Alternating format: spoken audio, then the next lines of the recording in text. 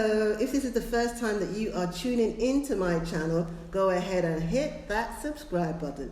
On today's episode, I am going to be talking about why I quit my first business idea. Yes, I did. So I've been in business for officially nearly 10 years, but unofficially, I've been in business for about 11 years plus. And I say 11 years plus because I'm really doing the maths. It was when my daughter was 10.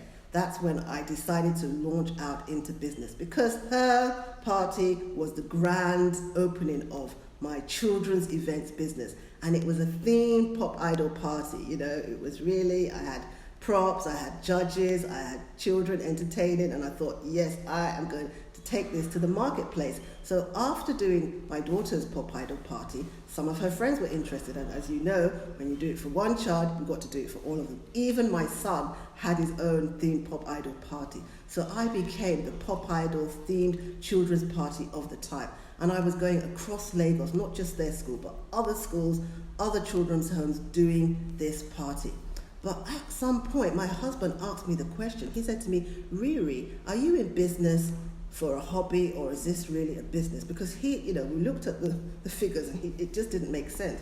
So I went on a spreadsheet and I put all my costs down and, all my expenses, and it did not make business sense. And one of the reasons why it didn't make business sense was because, one, there's a narrative that says that because it's children's events, parents don't really want to pay as much as, say, adults events because they're like, oh, they're children. But the honest truth is that you're actually exhausting more energy doing a children's event than you are doing an adult event. That was my experience. Because from my perspective, or from what I was doing, apart from actually coordinating and planning the party, I was always the MC. They always wanted me, I had a British accent, I was just fresh from the UK. They wanted me on the mic to be the MC too. So it was very exhausting doing everything. And upon that, as I said, maybe because I was new in business, I just couldn't negotiate higher rates for what I was doing. So you can imagine, after 2 years of being a children's event party planner, I was getting burnout. And I said to myself, this is not making sense. I'm not getting a huge profit for this.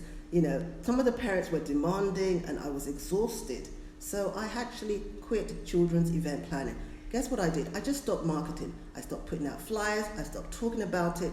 And guess what happened? Nothing. Nobody made any more inquiries. Nobody asked me about it because I wasn't putting it out there. So there are lessons learned, aren't there, from what I'm saying? The first lesson learned is this. When you are doing business, when you are starting out, or even at any stage of your business, you have to keep your eye on the forecast. You have to keep an eye on the profits and the revenues and everything that is going into your business to make sure that it makes, business sense. And if it doesn't, you can add additional things because, to be honest with you, as an event planner, I realized that because of the seasons in my event planning business, I had to add other products to my business services. So that's why then I started to add training. That was a bit later, in my business. But I'm just saying that this is what I teach or this is what I coach when I'm doing my coaching group.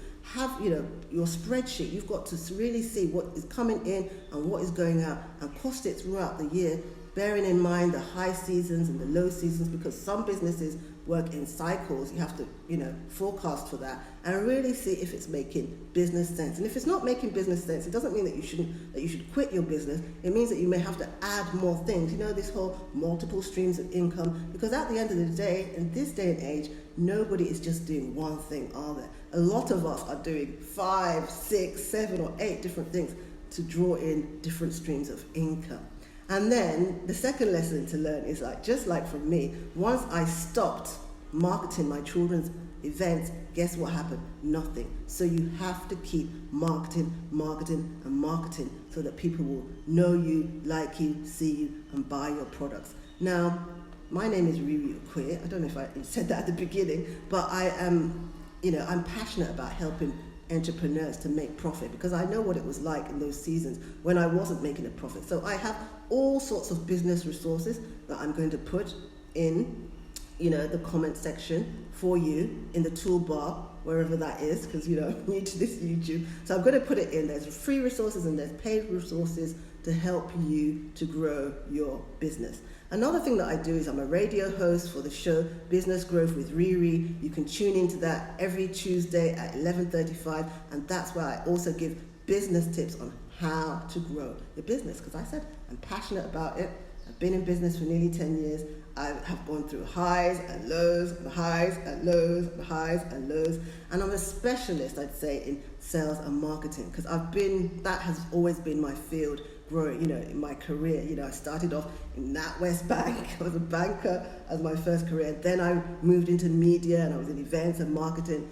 And then, since then I have been doing my own business, doing lots of things. But I'll put a lot of the things I do, the resources that I have for you, in my section for you. So once again, my name is RiRi Okoye, and if this is the first time that you are tuning into this wonderful channel, go ahead and hit that subscribe button. And next week, I think I'm going to give you a story about my life as a wedding planner, when I was a wedding planner, because, I've moved along the steps of event planning, I'm a business coach now. That's what I do. I still do event planning, but I've really moved into business coaching and I love it. But I've got stories. I have got really interesting stories. So make sure you tune in next week. Thank you for watching, and I'll see you again. Bye.